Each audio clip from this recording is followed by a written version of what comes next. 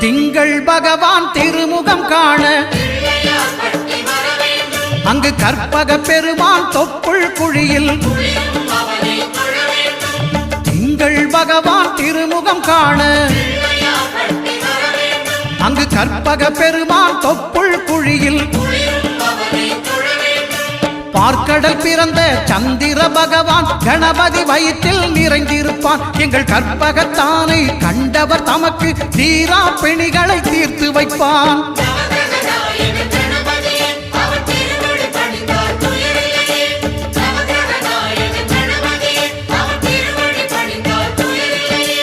ஒன்பது கோளும் ஒன்றாய் காண அங்கு கற்பகம் என்னும் கடவுளின் மெய்யில்